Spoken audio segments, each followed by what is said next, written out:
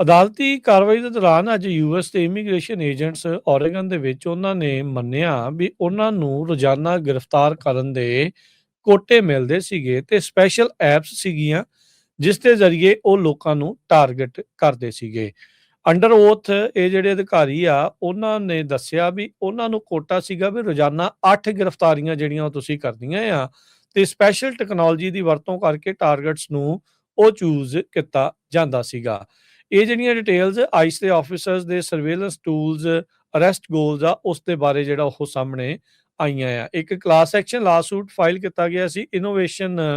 Law lab ਇੱਕ immigrant right naan profit ਆ ਤੇ ਉਹਨਾਂ ਨੇ ਚੈਲੰਜ ਕੀਤਾ ਸੀਗਾ ਆਈਸ ਦੀਆਂ ਇਹਨਾਂ ਪ੍ਰੈਕਟਿਸਿਸ ਨੂੰ ਜਿਸ ਤਰੀਕੇ ਦੇ ਨਾਲ ਇਹ ਲੋਕਾਂ ਨੂੰ ਡਿਟੇਨ ਕਰਦੇ ਸੀ ਵਿਦਆਊਟ ਵਾਰੰਟ ਜਾਂ ਵਿਦਆਊਟ ਪ੍ਰੋਬੇਬਲ ਕਾਜ਼।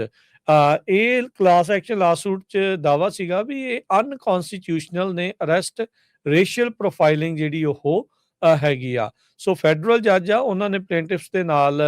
ਜੇ ਇੱਕ ਹਿਸਾਬ ਦੇ ਨਾਲ ਐਗਰੀ ਜਿਹੜਾ ਉਹ ਕੀਤਾ ਤੇ ਵਾਰੰਟਲੈਸ ਅਰੈਸਟ ਜਿਹੜੀਆਂ ਓਰੇਗਨ ਦੇ ਵਿੱਚ ਆ ਉਹਨਾਂ ਨੂੰ ਰੋਕਿਆ ਜਿਹੜਾ ਹੋ ਗਿਆ ਸੀਗਾ। ਇਹ ਹੁਣ ਟੈਸਟੀਮੋਨੀ ਦੇ ਤਹਿਤ ਜਿਹੜਾ ਹਰਜੋਤ ਸਿੰਘ ਜੀ ਹੁਣ ਤੁਸੀਂ ਹਿਸਾਬ ਲਾ ਲਓ ਵੀ 3000 ਡੇਲੀ ਅਰੈਸਟ ਦਾ ਟਾਰਗੇਟ ਸੀਗਾ ਜਿਹੜਾ ਸਟੀਵਨ ਮਿਲਰ ਤੇ ਟਰੰਪ ਉਹਨਾਂ ਨੇ ਰੱਖਿਆ ਸੀਗਾ ਤੇ ਕੱਲੇ ਏਜੰਟ ਦੇ ਮੂਹਰੇ ਟਾਰਗੇਟ ਸੀਗਾ ਵੀ ਤੁਸੀਂ 8-8 ਜਣਿਆਂ ਨੂੰ ਗ੍ਰਿਫਤਾਰ ਜਿਹੜਾ ਉਹ ਕਰਨਾ ਆ। ਹੋ ਸਕਦਾ ਵੀ ਇਹ ਜਿਹੜੇ ਸੋ ਕਾਲਡ ਬੋਨਸ ਆ ਉਹ ਇਹਨਾਂ ਕੋਟਿਆਂ ਦੇ ਨਾਲ ਇਹਨਾਂ ਨੇ ਅਟੈਚ ਜਿਹੜੇ ਉਹ ਕੀਤੇ ਹੋਣ ਤਾਂ ਹੀ ਆਪਾਂ ਦੇਖਿਆ ਵੀ ਕਿਸ ਤਰੀਕੇ ਦੇ ਨਾਲ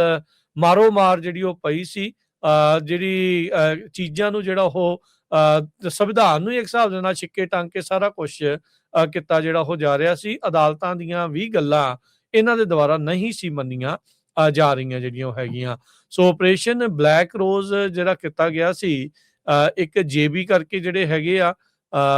ਉਹਨਾਂ ਦੇ ਅੰਡਰ ਜਿਹੜਾ ਆਇਡੈਂਟੀਫਾਈ ਆਈਸ ਏਜੰਟ ਉਸਨੇ ਜੇਬੀ ਕਰਕੇ ਆਪਣਾ ਨਾਮ ਦੱਸਿਆ ਆ। ਕਹਿੰਦਾ ਵੀ ਉਹਦੀ ਟੀਮ ਨੂੰ